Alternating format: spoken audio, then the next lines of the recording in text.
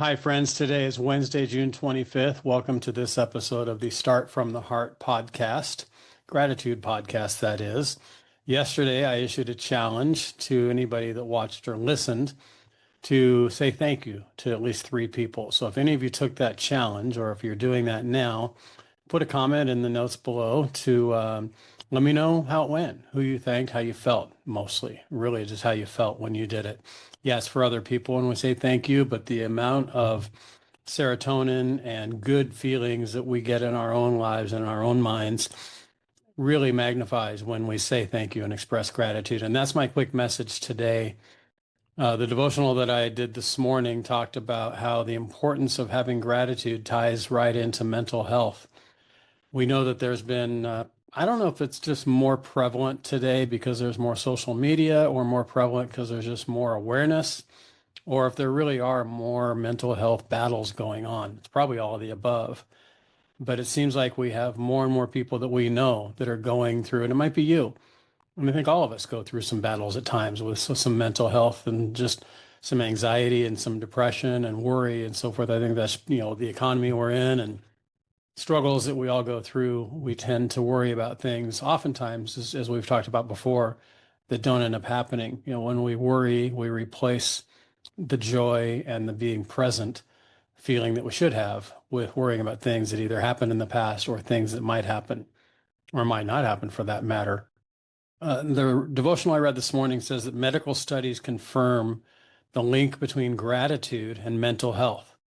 When test subjects wrote down their three good things, in other words, they kept a gratitude journal, kind of like what I've talked about throughout this podcast. The gratitude journal that I keep, three good things every morning where I feel blessed, that I'm grateful for, three things that'll make today a great day, etc. Anyway, this says when test subjects wrote down three good things, kept a gratitude journal, and or letters of gratitude to other people. So they wrote a letter to other people thanking them. It all demonstrated improvements in their levels of anxiety, depression, and life satisfaction. So that's my challenge today. I'm going to take that last part of it. We've already talked about the gratitude journal and we've talked about saying thank you. Challenge that I'm going to do today. I'm heading off to a meeting today where I need to be in a tie. That's why you see me, if you're watching, wearing a shirt and tie today. But before I leave, I am going to think of somebody and I will pray and think of that person that I need to just send a thank you to. And I say thank you to a lot of people, but I'm going to actually put it in a letter, in an email. And I'm also going to take out some thank you notes that I have in my drawer. There's something to be said for the power of the written word. I know that in the past, I've shared before too, that years ago when I worked at USC, I was looking to hire an intern from the student body at SC. And it came down to two candidates. One candidate was a guy that loved sports and that he and I had a lot in common, um, clicked in every way during the interview. I just thought he would have been a great, great fit. The other candidate that it came down to was a young Vietnamese American woman that I didn't know. I mean, she was great, a little bit more shy, a little more quiet, but certainly qualified and a hard worker, and dazzled me in her interview just as much as the guy did. The difference is I left from the interview, I went to lunch, I went to a couple of meetings, and I came back, and on my desk was a handwritten thank you note from her, thanking me for taking the time and interviewing her and teaching her, as the way she put it, through our conversation. That handwritten thank you note got her the internship. I ended up hiring her. She interned for me for at least a year. I think it was longer, while she was still at USC, which then led to, I found out her mom cut hair. So for probably 10 years, her mom became, I won't call it stylist. You've seen my hair. My hair doesn't get styled, it just gets cut. She cut my hair at a local place near where I lived at that time.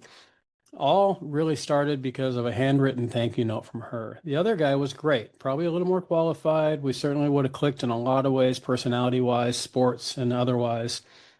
I never even actually heard from him after the interview. I think I sent him an email within days or a week, letting him know we were going a different direction, and he didn't even respond. So from the handwritten thank you note from her to no response from him, it made an impact. So my challenge is send that email, send that text, or more importantly, find a handwritten thank you note in your desk drawer. You probably have one somewhere. write a quick thank you note, drop it in the mail, put a stamp on it. Yeah, we still do things like that. And send it off to someone or deliver it to them. That handwritten note will mean so much. It'll stand out. Not many people do it. And I encourage you to send handwritten notes to your clients, especially new ones as they sign on with you. New donors, if you're running a nonprofit, a handwritten thank you note from you. I get a lot of handwritten thank you notes from nonprofits where I serve or where we give some of our time. Anyway, power of the written word. I encourage you to figure out through your own ways, whether it's prayer or just somebody pops into your head or someone you've been thinking about already for a while. Write that note, send it off, express your gratitude, and not only see their day get better, but yours as well. I wish blessings on all of you and God's grace on each of you, and just pray that you'll have a wonderful day and that you'll feel that power of expressing gratitude to those around you. And I'm going to just keep doing this. Again, if you're listening to this or watching and you want to be on a future episode of the Gratitude from the Heart podcast or my normal long form podcast as well, reach out. Thanks so much. Have a blessed day.